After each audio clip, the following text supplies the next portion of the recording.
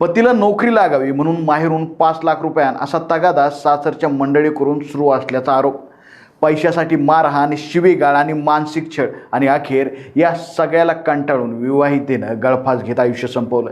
ही धक्कादायक घटना घडली आहे बीडच्या अंबेजोगाईमध्ये. या घटनेनंतर आता पतीसह सासू, सासरे आणि नंद अशा चौघाविरोधात गुन्हा दाखल करण्यात आलाय.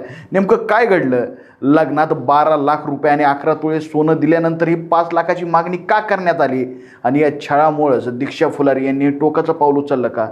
जाणून घेऊया या धक्कादायक प्रकरणाची संपूर्ण कहाणी. मिळालेल्या माहितीनुसार दीक्षा फुलारी यांचा विवाह 2020 साली अजित फुलारी यांच्यासोबत झाला होता. लग्नाच्या वेळी माहेरच्यांनी 12 लाख रुपये आणि 11 तोळे सोने दिल्याच्या तक्रारीत उल्लेख करण्यात आला. लग्नाच्या वेळी अजित यांना नोकरी लागणार असल्याचं सांगितलं होतं त्यांच्या घरच्यांनी. मात्र लग्नानंतर त्यांना नोकरीच लागली नाही. त्यानंतर लग्नाच्या जवळपास वर्षभरानं अजित यांना नोकरी लावण्यासाठी माहेरून 5 लाख रुपये आणावेत असा तगादा सासरच्या मंडळीकडून सुरू झाल्याचा आरोप आहे. या पैशाच्या मागणीवरून दीक्षा यांना शिवीगाळ करणं, उपाशी ठेवणं, बेदम मारहाण करणं आणि त्यांच्या चारित्र्यावर संशय घेऊन मानसिक त्रास देणं असे प्रकार सुरू असल्याचा आरोप कुटुंबियाकडून करण्यात आला.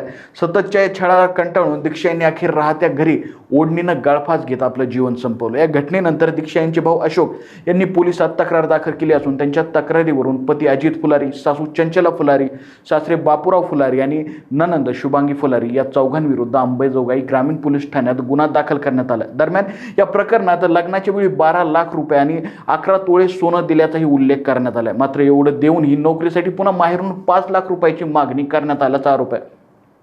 आता या संपूर्ण प्रकरणाचा तपास पोलिसांकडून सुरू आहे. मात्र या घटनेनं पुन्हा एकदा हुंड्याची मागणी, विवाहितेच्या मानसिक आणि शारीरिक छळ आणि पैशासाठी महिलांवर होणाऱ्या अत्याचाराचा गंभीर प्रश्न पुन्हा एकदा समोर आणला आहे. 5 लाख रुपयांच्या मागणीमुळं खरंच दीक्षा यांचा सतत छळ होत होता का? आणि या छळामुळं आत्महत्येचं पाऊल उचललं आहे का?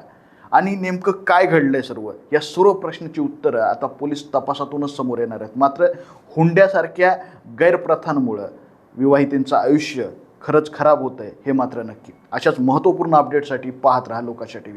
धन्यवाद.